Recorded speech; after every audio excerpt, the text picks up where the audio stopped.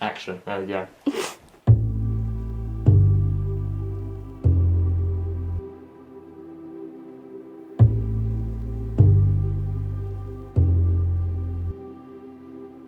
What is the meaning of life? I don't think any of us know.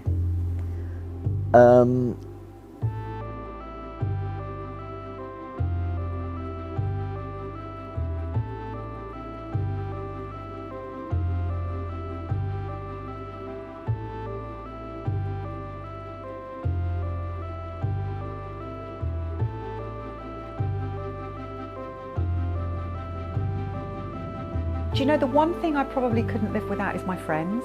You always think, oh, I really want to be an adult, whereas all the adults say, you don't actually want to be an adult. So I'm not going to waste that time feeling sad. And you want to change, but you can't. One of my favourite sayings, really. You only live once.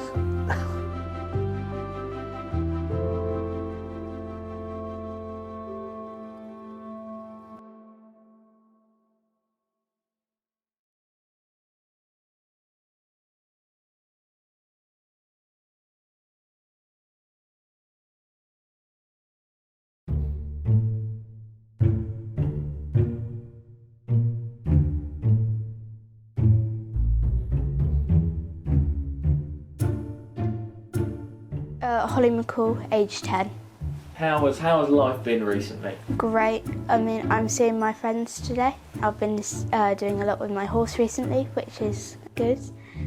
Horses are just they're like gentle giants, and I feel like because you can talk to them and they won't say anything to anybody else. What would you say is one thing in your life you couldn't live without? Probably family and animals, not including stuff that you have to have that otherwise you won't live. Well, yeah, I mean, honestly, does getting old scare you in any way? Not necessarily. I feel like you're kind of living your life like as a child, you always think, oh, I really want to be an adult, whereas all the adults say, you don't actually want to be an adult, you want to be a child. Like, I want to live what they're living and like do what I want to do and be my own person, if you get what I mean.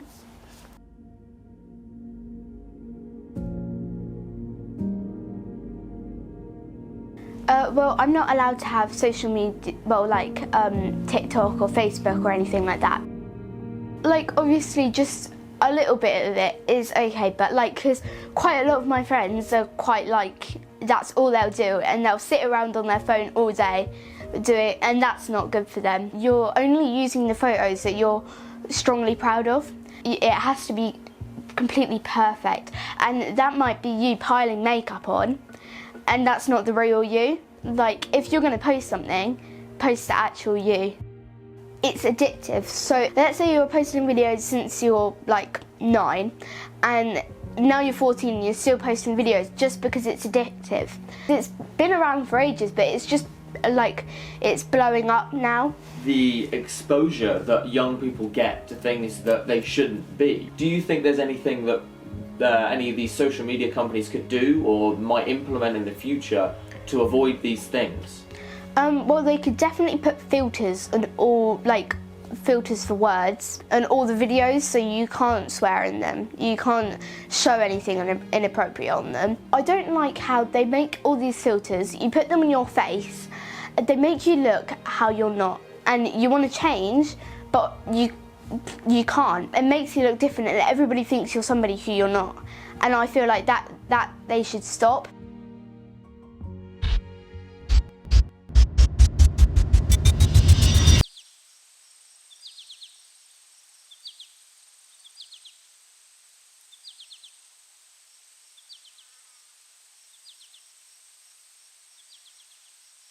Who do you look up to and admire? My mum. Always my mum. She has survived my father leaving her. She has survived cancer twice. She's recently lost her life partner of 30 years and most recently lost her own mother. And yet, through all of that, she still finds humour, fun, humility, warmth. Even when she was at her lowest ebb, when she was going through cancer, you know, she said, no, you know, we're gonna fight this. She shaved her hair off before she lost it. She still is somebody who is very mindful of her own emotions, but is still able to see the joy in life. And I'm going to get emotional.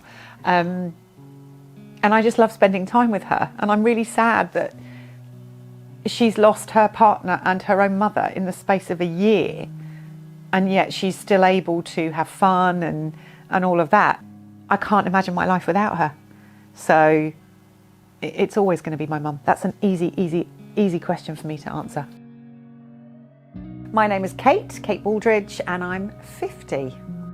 Do you know, the one thing I probably couldn't live without is my friends.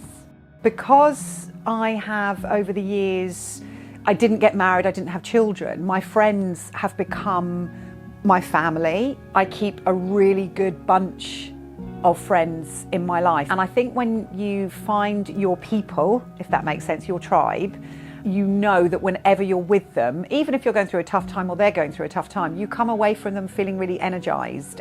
My friends are my everything. Do you think as we grow older, we become more sad? No. I mean, maybe it's an attitude thing. I'm certainly not sad. I think we become more reflective and more self-aware as we get older, and I think that's just maybe an age and experience thing.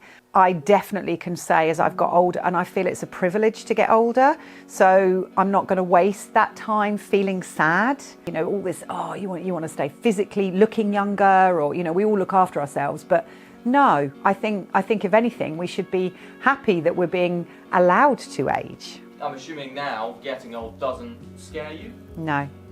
No, it doesn't. And if you'd asked me that question 2 or 3 years ago, however, it would have been a very different story. You know, it's taken me a good 2 to 3 years to be really accepting of where I am. And I think turning 50 last year was a massive milestone. If you could be any age at all, what age would you be? Right now. That's Right. such an easy one for me to answer. My 30s were a bit of a mess. 40s were okay, but I think 40s, particularly given that, you know, we went through the pandemic and where I was living and all of that kind of stuff, but turning 50 was massive for me emotionally, physically, mentally, all of that.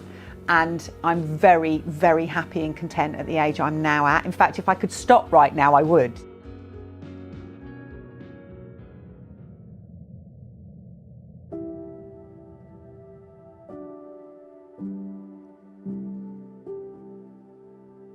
What is your biggest fear in life? Oh my gosh. Right now, being alone, that's something, you know, I don't want to be alone. Having lost, obviously, now all 4 grandparents, obviously the natural progression now is going to be my own parents. And because I don't have children myself, I very much fear how that's going to feel for me.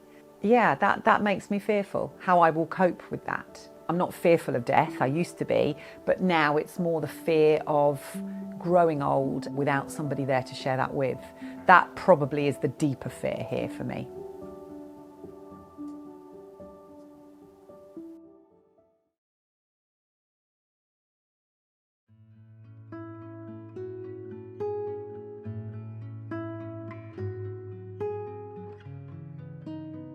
If you could be any age right now, what age would you be?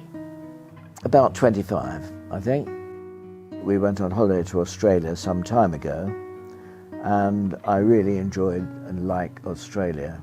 And if I had my time again, and if I was 25, I think I would go out there and work and probably emigrate.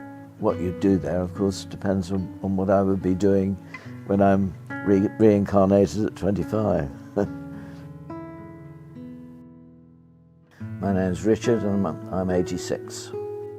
It's been, when you're retired, you think that you haven't got anything to do, but you seem to find plenty. When I was working, I used to find people saying to me, oh, you know, I don't know how I found time to go to work, and I used to think, silly old people. And I find myself saying much the same thing. What is one thing you couldn't live without? My duvet, I think.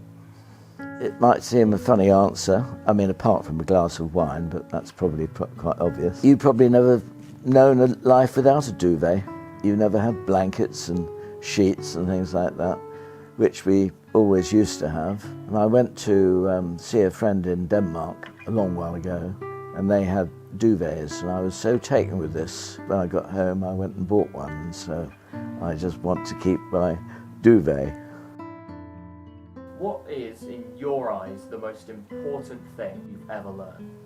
I think that if I've had the opportunity at work or anywhere to do things, I've always been positive about it, and that hasn't done me any harm at all. People know me, have known me for that, and I've had some very good things come out of it, because a lot of people hesitate, but I haven't. So I suppose just being positive rather than saying I don't think you can do something. Don't be overcautious, really, I suppose. Take a risk if you can.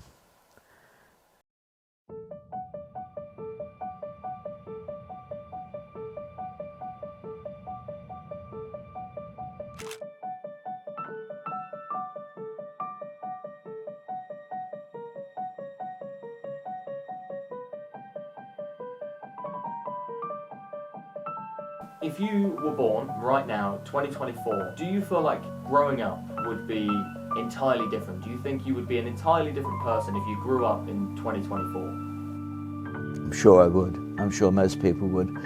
I was born in the 30s when life was very different, all sorts of things that we didn't have then, but then a war came along, rationing and all the difficulties of war. But it certainly, yes, I would be a very different person, I'm sure. Computers, artificial intelligence and things like that. I think that if it's used properly, it's probably a positive, but it could well be a negative if you allow it to be.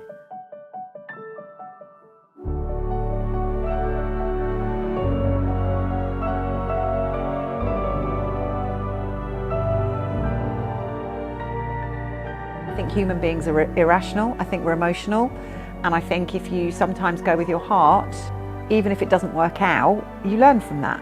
Trust your gut instinct and you get a feeling for things. Do what you think you were born to do. So I feel like everybody should feel like they are somebody who can change the world. One of my favourite sayings, really. You only live once.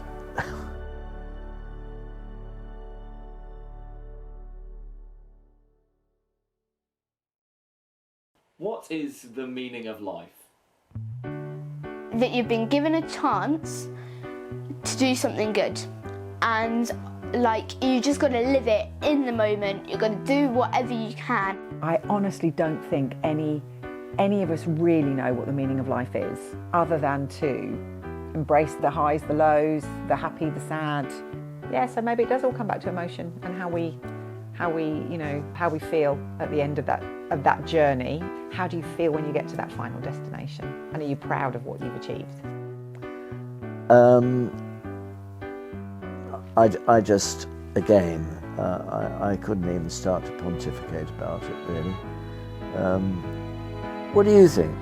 What is the meaning of life? In the old neighborhood, as the clock strikes one, the memory lives just as it stood, like a quiet dream. The shadows of that time